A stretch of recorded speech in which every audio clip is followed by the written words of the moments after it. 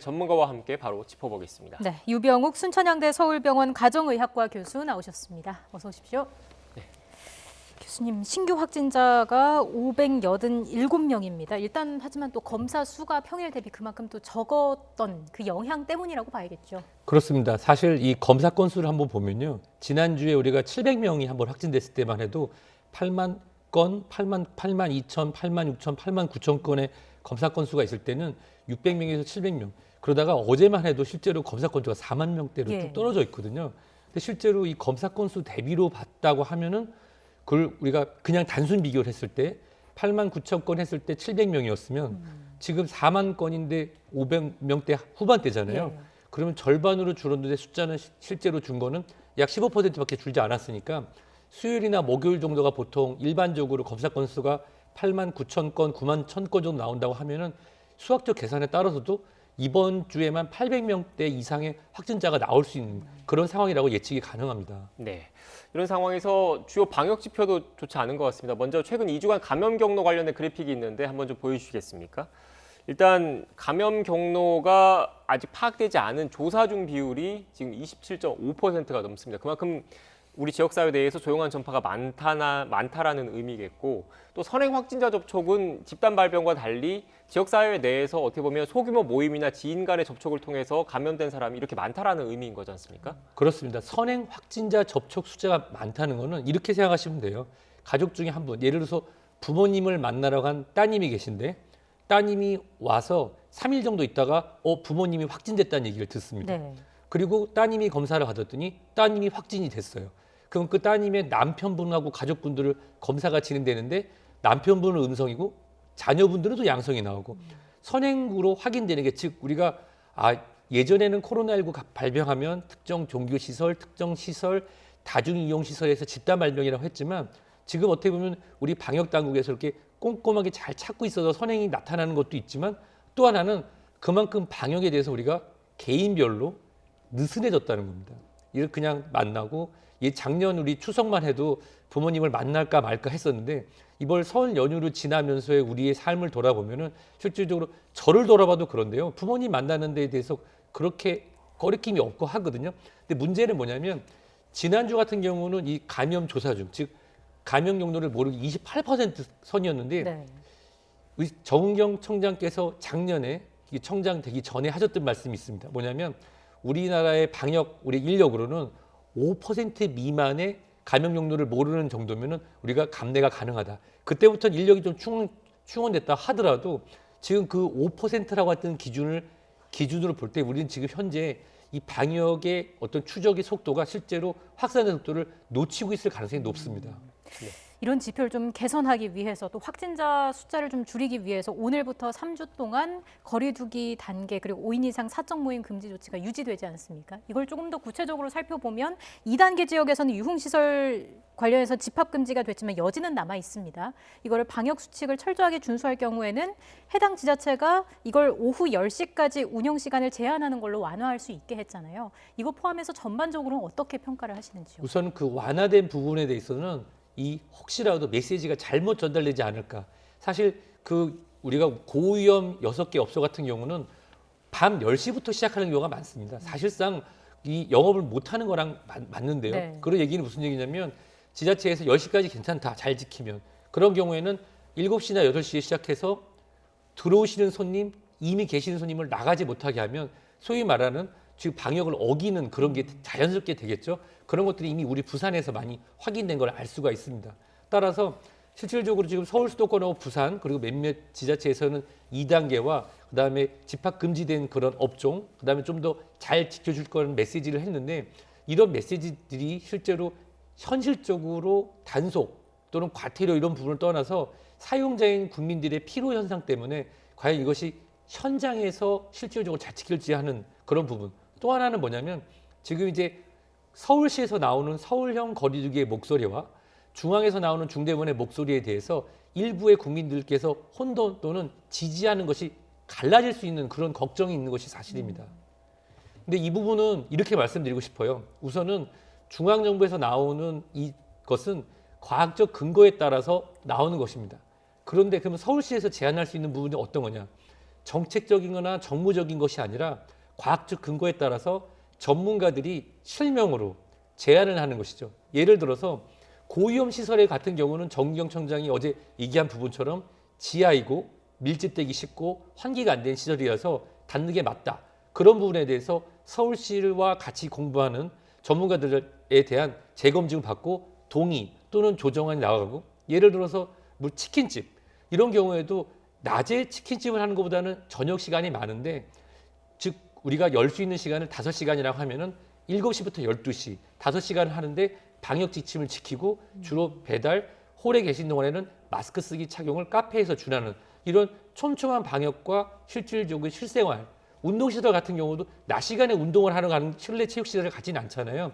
그런 부분들이 만약에 서울시가 실질적으로 현장에서 목소리를 전문가들과 같이 해서, 중대본이 최근에 많이 얘기 듣던 게 실생활의 이야기가 전달이 잘 안 되는 것 같다라는 우려도 있고, 그런 것들이 전문가분들도 말씀하셨기 때문에 그런 서울시에서 다양한 채널의 전문가의 이야기를 현장에 들어서 협의하는 단계로 이해하시면 더 좋을 것 같습니다. 네. 지금 마침 서울형 거리두기 관련해서 교수님께서 말씀을 해주셨으니까 추가로 좀 질문을 드리겠습니다. 아직 오세훈 서울시장을 비롯한 서울시에서 어떤 대책을 할 건지 구체적인 안을 공개하진 않았습니다. 그런데 지금 전문가나 또 여러 자영업자분들, 소상공인분들 현장의 목소리를 듣고 있을 것 같긴 한데, 일각에서 나오는 얘기로는 앞서 교수님께서 잠깐 말씀하셨지만 업종별로 영업 시간을 조금 차등화하는, 다르게 하는 방안이 좀 거론이 되고 있더라고요. 이게 효과가 있을 것으로 보십니까? 우선 이것은 방역과 실질적인 실물 경제의 그런 균형이 가능한 것인데요. 우리 국민들이 생각할 때 국민 정서상 우리가 위험하다고 말하는 그러한 시설에 대해서 시간을 연장하거나 방역을 완화하는 방역은 서울시에서도 지향하는 것이 좋을 것 같습니다. 하지 않는 게 좋을 것 같고요. 네. 다만 현실적으로 우리가 방역이 잘 지켜지고 우리 방역 지침이 잘 진행되고 우리 국민 시민들이 잘 따를 수 있는 곳이라고 하면은 운영 시간에 대한 총량제, 아까 말씀드린 것처럼 실내 운동 시설, PC방, 그리고 고위험 시설로 분류되지 않는 실내 시설 등에서 지침이 시간에 따라서 좀 조정이 가능하다 하면은 가능한 것으로 저는 봅니다. 다만 주점 등은 이것이 술 또는 음료 등을 통해서 사람들이 모이는 시간이 길어지게 되고 밤이 깊어지게 되면 방역이 지키기 어렵기 때문에 예. 시간에 대한 부분은 아무래도 그 업종에 따라 좀 유연하게 접근해야 될 것 같습니다. 네, 교수님께서 말씀하실 때 지금 관련된 그래픽이 나가고 있는데, 이건 확정되지 않은, 어떻게 보면 예시안이거든요. 그러니까 지금 이렇게 업종이 여러 업종이 있는데 주로 영업을 하는 시간이 있을 테니까 거기에 맞춰서 영업 제한 시간을 좀 나누는 게 어떻겠냐, 이건 예시안이고, 이것과 관련해서 좀 현장의 목소리를 듣고 있고 조만간 최종안이 나올 것 같은데, 참고로 그 시청자 여러분께는 이게 예시안이라는 걸 말씀을 좀 드리고요.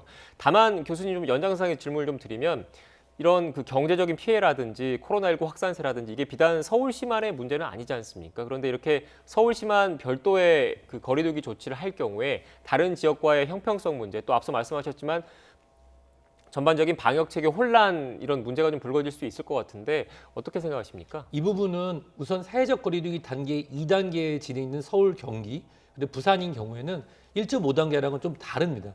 우리가 이번에 조금 더 강화되기 전만 해도 1.5단계 지역인 경우에는 사실 영업시간 제한이 없었습니다. 네. 따라서 그런 부분은 약간 다를 텐데요. 두 가지의 목소리의 국민의 혼돈을 피하는 건 맞지만 우리가 실질적으로 방역에 대해서 실물 경제와 좀 동떨어진 지침이 나오는 부분이 있다라는 목소리를 서울시에서 대표를 내준다고 한다고 하면은 그런 것들이 다른 시도에서도 이거는 정무적이나 행정적인 것이 아니라 실질 과학적 근거를 두고 일률적인 것이 아닌 그런 기준을 세울 수 있는 하나의 시도로 확인할 수는 있을 것 같습니다. 여기에 또 코로나19 자가진단 키트 도입도 언급이 됐잖아요. 근데 자가진단 키트 같은 경우에는 빠르게 확인할 수 있는 장점이 있습니다만은 어떤 정확성이라든지 아니면 뭐 무증상 감염자에게는 약간 민감도가 떨어진다, 이런 약점도 있지 않습니까? 그 부분은 저는 이제 제 개인적인 사견을 바탕으로 먼저 말씀을 드리면 예. 이 신속 진단 키트를 코로나 확진을 사용하는 거는 저는 개인적으로 아직까지 반대입니다. 그 이유는 뭐냐면 이 신속 진단 키트에 대한 정의가 중요한데요. 신속 진단 키트가 방법이 이 코에 또 입에 비말을 해서 하는 신속 진단 키트가 있고, 또는 이제 우리가 당뇨 측정하듯이 혈당 측정같이 똑 떨어뜨려서 혈을 떨어뜨려 하는 방법이 있는데 둘 다 시간이 빠르게 할 수 있죠. 근데 코랑 인두를 하는 경우에는 정확하지 않을 수도 있고 그렇기 때문에 민감도, 즉 환자를 양성으로 확진하는 능력이 떨어집니다. 하지만 실질적으로 이 혈당 검사하는 것처럼 피를 떨어뜨려서 하는 키트인 경우에는 특이도라고 해서 병이 없는 사람에게 없다라고 얘기하는 건 거의 99%, 100%거든요. 따라서 대유행을 진행하는 경우 6일, 7일 전에 BBC에서 나왔던 기사를 인용하자면 실질적으로 영국에서는 특정한 그런 직업군에 대해서 이 혈액을 떨어뜨려서 진행하는 신속 검사를 진행함으로써 이 대유행의 꼬리를 차단해야 된다라고 나왔고 이게 시행이 준비되고 있습니다. 그렇기 때문에 사례를 한번 들어보자면 고위험 시설에서 근무하시는 업소 종소장분들에게 코로 검사하는 거는 분명히 이건 의료진, 임상병리 선생님, 간호사 선생님, 의사들이 진행하지만 혈당 검사에서 떨어뜨린 것 같은 경우는 우리 집에서도 당뇨인들께서 하고 계시잖아요. 네. 그런 것을 행동 지도와 관시에 따라서 진행을 하고 없는 사람은 없다고 하고 만약에 의심되는 사람들이 있으면 그 군을 하나로 묶어서 동일 집단 PCR 검사를 진행하는 방법으로서 우리가 업장을 열거나 또는 이런 대규모 4차 유행이 확산되는 걸 막을 수 있는 방법으로 사용될 수 있습니다. 제가 개인적으로 생각하는 부분은 만약 이런 부분들이 나중에 학교가 다시 2학기에 개학을 하거나 또는 기숙사에서 들어가는 대학교 또는 군대 합숙시설 등에서 우리가 풀린 검사들의 PCR 말고도 신속 검사를 통해서 1000명, 2000명씩 나올 때는 유용성이 있을 수도 있으니까 예. 그 부분을 시험적으로 우리가 파일럿이라고 하죠. 우리가 부분적으로 진행을 해보는 것에 대해서는 찬성이지만 확진을 위해서 전 국민에게 키트를 나눠주고 집에서 검사하는 거는 저는 아직도 개인적으로 반대합니다. 네, 좀 신중하게 접근할 필요가 있다라는 말씀이신 것 같은데 전문가분들마다도 좀 의견 차이가 좀 있는 것 같습니다. 어떻습니까? 그럼요. 그 부분은 이제 사회적 측면이냐 아니면 이제 보통 우리가 근거 중심의 의학이잖아요. 보통 실질적으로 저도 화요일부터 토요일까지는 거의 50분에서 많게는 100분 정도 코로나 검사하시는 분들을 모시고 있거든요. 그러면 하루에 한 분, 두 분 정도 무증상인데 감염자가 나옵니다. 100% 비임도 PCR 검사를 하는데 이분들 같은 경우는 본인의 어떤 목적에 따라서 검사를 하지만 우리가 이 확산세를 막거나 또는 특정한 무증상군의 젊은 분들에게 진행하는 데 있어서는 다양한 근거를 가질 수가 있죠. 다만 전 국민에게 집에 나눠줘서 집에서 자가 검진을 이 코로 찔러서 하는 검사를 한다는 경우에는 검체가 부적절할 수도 있고 실질적으로 거기에 따른 검사 결과의 판독도 본인이 해야 되는 거기 때문에 거기에 따른 책임이 국민에게 전가될 수 있습니다. 따라서 정무적이거나 행정적인 걸 떠나서 근거 중심으로 한다고 하면 물론 전문가들끼리 의견이 갈릴 수 있지만 누가 책임의 주체가 되느냐, 시행하는 의료진하고 정부가 지느냐, 개인이 지느냐에 따라서 있기 때문에 저는 집에서 신속 검사하는 거는 개인적으로 끝까지 반대할 것입니다. 네, 네. 일단 장단점이 있긴 하지만 여러 논란이 불거질 수 있기 때문에 여러 전문가들 사이에 좀 더 심도 있는 논의가 필요하다라는 쪽으로 좀 정리를 하면 될 것 같습니다. 쉽지 않은 문제고요. 백신 이야기를 좀 해보겠습니다. 아스트라제네카 백신 혈전 논란으로 중단이 됐다고 오늘부터 다시 접종이 시작이 됐습니다. 아무래도 맞는 이익이 위험성보다는 크다라는 판단이 있었던 걸로 보이는 거죠. 사실 예방접종이라고 하는 것은 건강한 사람이 본인의 건강을 증진을 목적으로 하는 거기 때문에 본인의 의지가 굉장히 중요합니다. 일반적으로 이 코로나19 이전만 해도 계절성 독감의 예방접종에 20, 30, 40대의 예방접종 이행률이 그렇게 높지 않고 반대로 65세 이상의 경우는 높았던 것은 예방접종을 했을 때 내가 얻을 수 있는 이득이 더 많다는 건데요.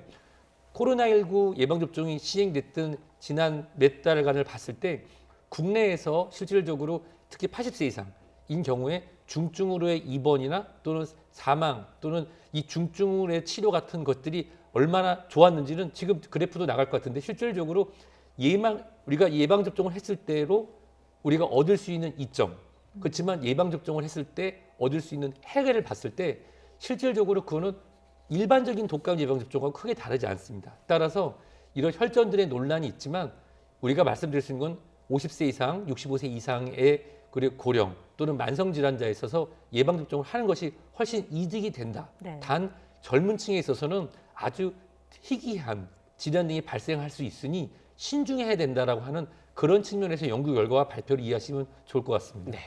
교수님 마지막으로 그런데 이렇게 그 30살 미만은 접종 대상에서 일단 제외를 했는데 이 집단 면역 형성의 목표와 관련해서는 현재 지금 백신 수급이 그렇게 썩 좋지는 않은 상황이지 않습니까?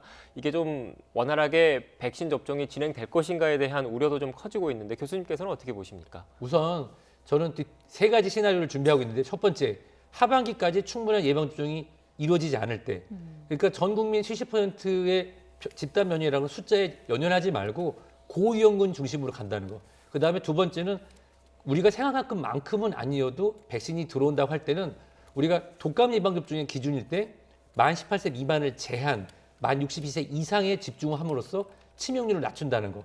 세 번째는 예방접종이 우리가 들어왔을 때는 충분히 우리가 예측하면 7,800만 도수가 충분히 돌았다고 할 때는 그때는 젊은 층에서의 예방접종을 독려할 수 있는 그런 프로그램 등을 만들어서 우리가 정부가 원하는 것을 진행해야 되는데 역시 이거는 수급에 대한 이제 곧 대통령께서 이 주제에서 회의가 진행된다고 하시는데 네. 회의에서는 꼭 접종에 관련된 도입과 그것이 진행될 것 같아요. 우리가 백신 달력이라고 하죠. 이런 것들이 발표가 돼서 국민들과 의료진 그다음에 모든 분들이 공유해서 안심하고 진행했으면 좋겠습니다. 네, 그럼 연장선상에서 국민께 투명하게 현재 상황에 대한 정보를 공개를 하고 만약에 백신 수급이 여의치 못하고 여러 부작용 등에 대한 논란 때문에 뭐 백신 기피 현상이라든지 이런 게 나타난다면 그 정책의 목표 자체를 기존의 고위험군의 치명률을 낮추는 것에 최우선 목표를 두고 전반적인 수급 계획, 접종 계획을 좀 보완하거나 수정할 필요도 있다 이런 말씀이십니까? 그럼요. 그 이유를 말씀을 드리자면 저는 대한민국이 태어난 걸 다행이라고 생각합니다. 그 이유는 제가 만약에 아프리카의 한 국가에서 태어나서 코로나19라는 걸 뉴스로만 봤지 예방접종이라든지 마스크를 전혀 모르고 그냥 언론으로만 보고 있는 사람 이러다가 갑자기 어떤 분들은 누가 열나서 죽었대 이런 얘기를 듣는 나라에 태어난 것보다는 대한민국이 이게 낫다고 봅니다. 고민할 여지가 있는 것이죠. 하지만 어떠한 본인이 있는 그 순간과 처할 수 있는 그 상황에서 최선의 선택을 해야 되잖아요. 일단 6월까지 상반기에 있어서의 도입의 목표에 만약에 차질이 있다고 하면은 상반기의 방역의 목표를 우리가 경제 중심을 경제와 균형을 두는 것이 아니라 방역의 고삐를 좀 더 주어서 확진자를 낮추고 치명률을 낮추면서 고위험군에 대한 예방접종을 중점, 하반기에 들어오는 물량에 대한 투명성을 바탕으로 젊은 층에 대한 예방접종을 무리하게 진행하는 것보다는 우리가 독감 예방접종 만 65세에서 62세로 낮춰서 진행한 부분, 50세 이상인 경우에는 투석을 하시거나 또 암으로 치료하셔서 면역이 떨어지신 분들, 그리고 50세 이상에서 본인이 접종을 원하시는 만성질환자로 선별을 해서 예방접종을 선별적으로 진행할 수 있는 전략적 그 바뀜이 필요한 시점이라고 생각합니다. 네. 오늘 문재인 대통령 주재로 방역점검회의가 열릴 예정인데 거기에서 또 어떤 얘기가 나올지 교수님 등 전문가분들의 의견이 또 충분히 논의가 되지 않겠습니까? 잠시 뒤에 오늘 오후에 또 공개된다고 하면 이어진 뉴스에서 다시 한번 전해드리겠습니다.